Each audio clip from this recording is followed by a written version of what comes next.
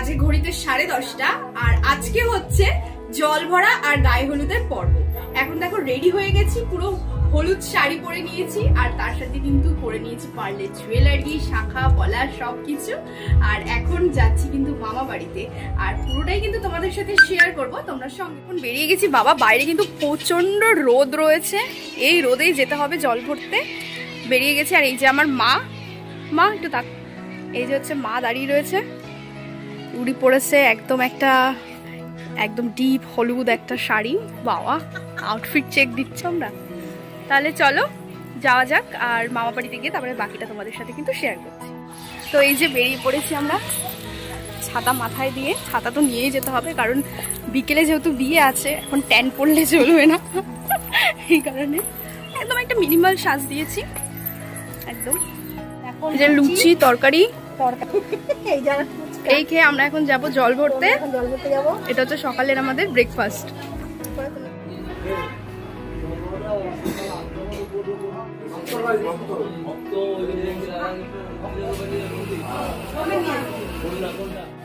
আর এরপরে এখন কিন্তু ছেলের বাড়ি থেকে চলে যাচ্ছে মেয়ের বাড়িতে আশীর্বাদ করতে সব তথ্য নিয়ে।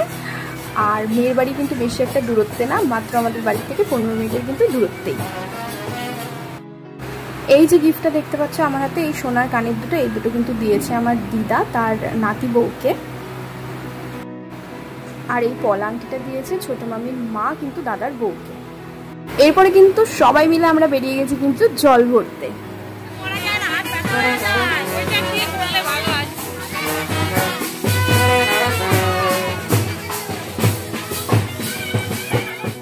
এবার কিন্তু সবাই মিলে আমরা চলে যাচ্ছি নাচতে নাচতে জল ভরতে। আর কুলো মাথায় দিয়ে যে নাচছে এটা কে বলো তো? এটা হচ্ছে কিন্তু আমার মা। এরপরে কিন্তু আমরা সব যারা ছিলাম এক বয়সে তারা কিন্তু সবাই মিলে কিন্তু আমরাও এবার এখানে একটু নাচানাচি শুরু করে দিয়েছি। বেশ ধুমধাম একটা নাচ কিন্তু আমরা দিয়ে দিয়েছি। আর এটা হচ্ছে আমাদের কালী মন্দির, সেখানে। তারপরে আমরা কিন্তু চলে এসেছি আমাদের বাড়ির সামনের এই পুকুরে, এখান থেকেই জল নেওয়া হবে। তো এখানে কিন্তু একে একে যাবতীয় যা রিচুয়ালসগুলো হয় সেগুলো কিন্তু সবই করে নেওয়া হচ্ছিল। এরপরে কিন্তু জলও তোলা হয়ে গেছে, আর এখানে কিন্তু এবার চালু হয়ে গেছে সিঁদুর খেলা। তো সবাইকে কিন্তু এখানে আমার মাসির সিঁদুর মাখিয়ে দিচ্ছিল, আর আমাকেও কিন্তু এখানে শেষে কিন্তু সিঁদুর মাখিয়ে দিয়েছে।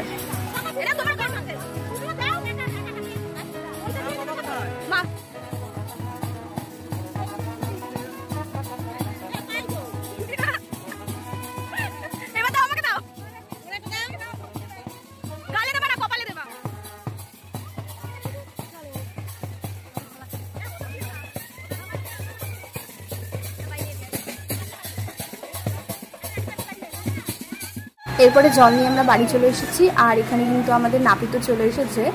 আর এই কাকু কিন্তু এখানে এবার যাবতীয় যা রিচুয়ালসগুলো হয় সেগুলো কিন্তু সব করছিল। আর এখানে দাদার মাথায় কিন্তু টোপর আর গলায় কিন্তু মালা পরাতে কিন্তু সবাই বলছিল যে কেমন ভারটা কেমন, মানে তোমরা বুঝতেই পারছো যে এখন কিন্তু একার না, এখন কিন্তু আরও একজনের দায়িত্ব ওর ঘাড়ে আর কি এসেছে। তো সেটাই একটা ব্যাপার, সেই দায়িত্বটাও কিন্তু ওর নিতে হবে। তো সেই জন্য কিন্তু সবাই ওর পেছনে একটুখানি লাগছিল।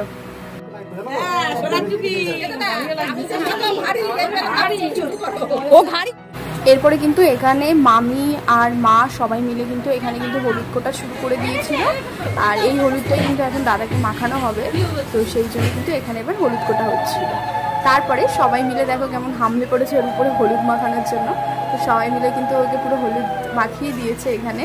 তারপরে কিন্তু আমরা বেশ অনেক কটা ফটোশ্যুট করেছি, আর এই আইডিয়া কিন্তু আমারই ছিল, কারণ আমার বিয়ের সময়ও ঠিক এরকমভাবেই ফটো তোলা হয়েছিল, সেই জন্য।